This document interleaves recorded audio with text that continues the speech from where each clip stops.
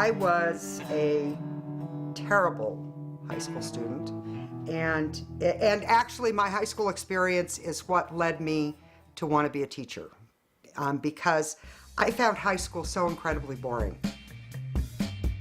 Dr. Etta Kralovec taught high school in Laguna Beach, went to grad school, and then spent 12 years at the College of the Atlantic setting up a secondary teaching program.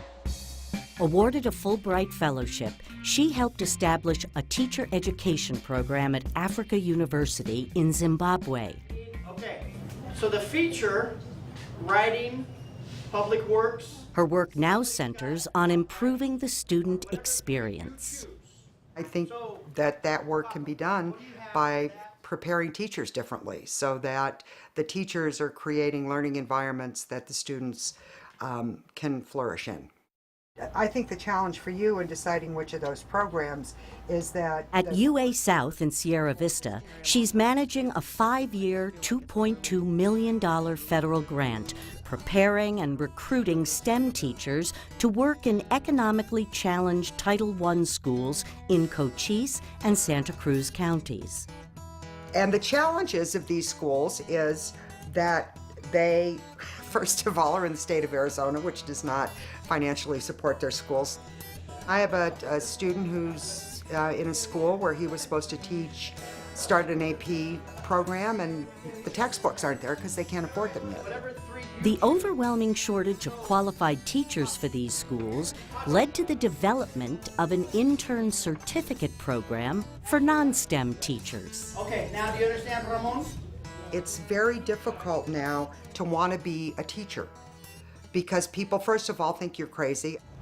Whatever they come up with, they're going to need to show me. Seth Pauley is a former Episcopalian minister teaching world history at Bisbee High. I think one thing I really remember from the beginning, she said, Seth, you teach from your heart. And then you guys understand them better. Coming into this without a lot of teaching experience, I've done some adjunct college work, but not much. It was very encouraging because there's so much curriculum to cover, but to know that what counts inside and my relationship with the kids and my connections to them is important in this work, is really supportive. She's always thinking about how we can make this better because we want to better prepare our teachers who are ultimately going to be working in very diverse environments, from a rural setting to an urban setting and all the way to a border schools as well.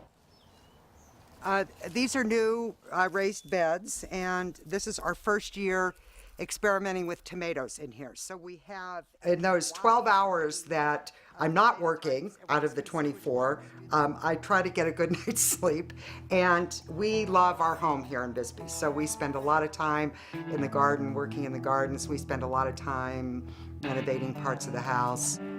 I think that anyone in this day and age who has to try to figure out how to live a committed life in the political climate that we live in Arizona, and the problems that are associated with the political climate here for education. I think those of us that share that view